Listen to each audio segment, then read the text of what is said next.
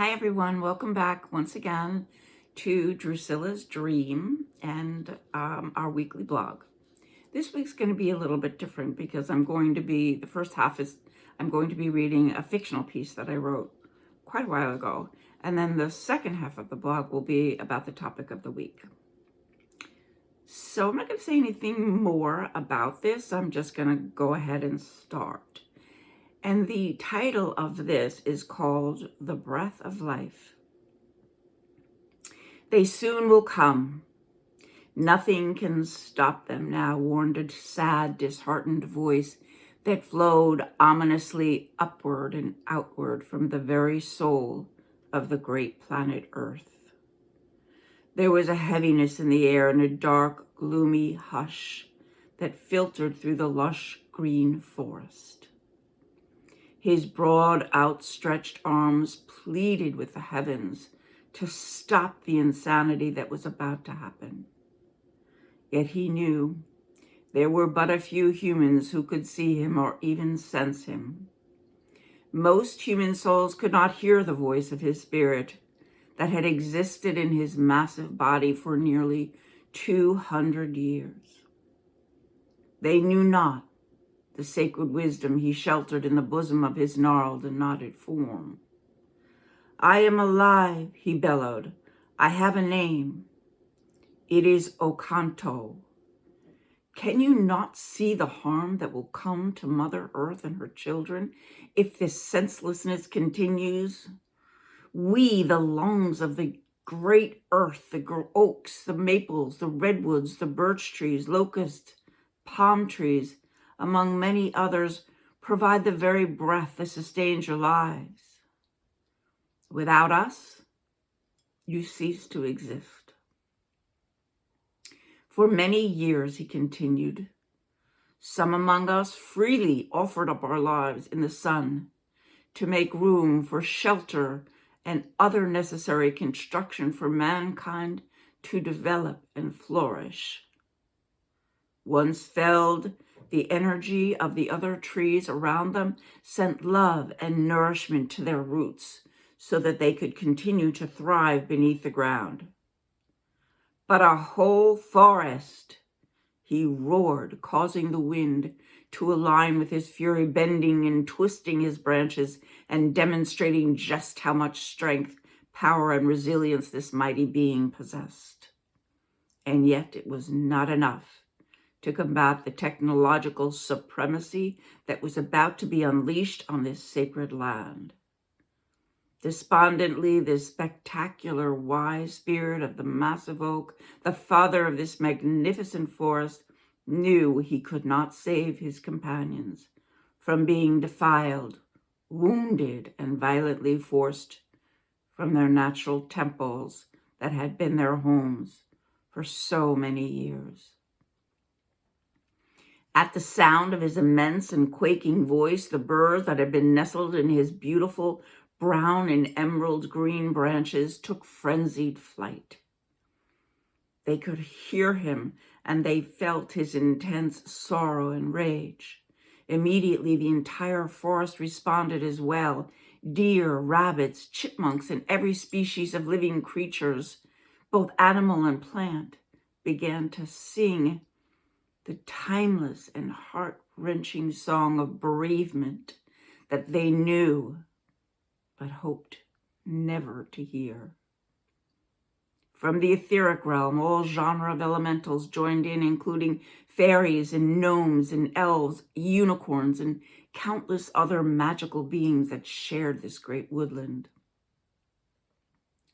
Death was looming large and frightening before them, and everyone, all of the tiny etheric beings, the animals, the plants, but mostly the trees, felt the colossal loss that the earth was about to endure due to this immoral and unconscionable act.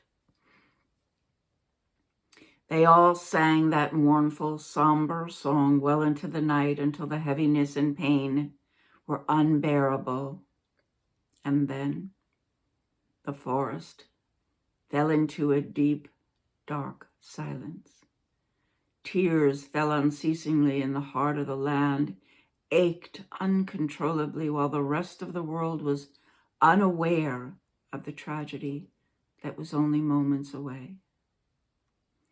Dawn arrived and the sun peeked hesitantly over the horizon, wishing to turn back time so as to avoid what was to come, and yet they came.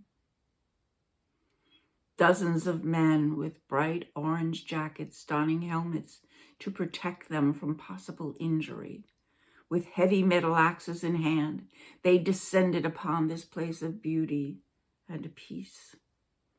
Giant trucks and other unimaginable forms of destructive equipment rolled in, operated by unconscious humans who had no real understanding of the pain and the anguish they were about to inflict. "They're just trees," they would utter to themselves, unaware of their vital importance, or the gentle tree spirits who watched and waited in horror for their own untimely demise. Those magical beings could foresee that the entire ecosystem would be damaged and out of balance as a result. Both plants and animals would suffer and perhaps perish as well. The humans did not comprehend the cost of deforestation, both to nature and to mankind. The desperate voices welling up from this enchanted place fell on ears unable to hear them. There had been, however, those sensitive human souls who fought for their tree spirit friends. They could hear the voices and feel the captivating spirits that dwelled within all creation. They fought hard to save them, but they lost. A sudden, enormous crack echoed through the air as the spirit of Okanto cried in unimaginable pain, his life force flowing out from his core. The ground trembled and shook as his broken and failing body crashed upon the earth, and all of the dwellers of this beautiful land wailed in misery and grief. When all was done, there would be none left, and the roots of all the trees embedded deep in the earth would die as well. The sky then grew dark and threatening. Thunder rumbled and exploded all around as the devastation continued. Great fiery bolts of lightning struck far and wide as Mother Nature demonstrated her outrage. There will be insurmountable consequences to this global destruction, she sternly warned. Few heard. Most did not. And Okanto and his people were no more. So this story, of course, is fiction, as I said. However, there are those among us, including me, who do believe that all living things have consciousness. We are all one, not only with each other, but with all of God's creations that are gifted to us so that we can thrive and survive. To believe that we can unceremoniously and ravenously pillage from the earth or carelessly destroy its delicate balance without dire consequences is foolhardy. The tale of Okanto, from a spiritual perspective, is to bring awareness to the possibility that within all living things is a consciousness and a wisdom that we can access if we take the time to connect and listen. Trees stand as sentinels, observing and witnessing the human condition from a vastly different perspective. They can teach us what it means to stand strong during the most intense storms of our lives. Like the massive oak trees, we must grow deep roots into the earth to gather strength and fortitude. At the same time, we can reach high into the heavens to see our adversities from a higher point of view. In doing so, we can extract the lessons from our challenges so that we can withstand the torrents of adversities that we may face. The lanky, spindly bamboo tree may seem more fragile, yet it can teach us to bend and sway with the winds of change so that no amount of pressure or tension can break us. Deforestation is just one of the ways that we tend to disrespect our living, breathing organism called Earth that supports us. The reasons for deforestation are many, some of which are to produce wood and timber, but also to make room for growing cattle, soy, and palm oil. We can harvest these resources if we do so in a mindful, responsible way. If not, the results can be catastrophic. The forest, especially the Amazon rainforest, not only provide oxygen from the plants and the trees, but they also absorb CO2, carbon dioxide.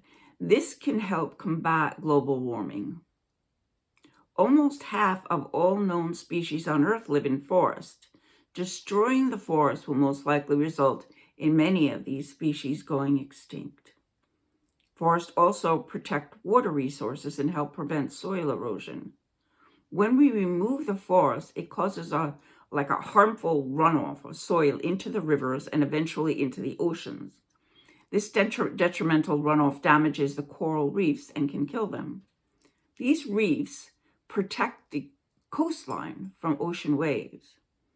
Harming the coral reefs also makes it more difficult for fish to survive there, and thus fishing in these areas becomes harder.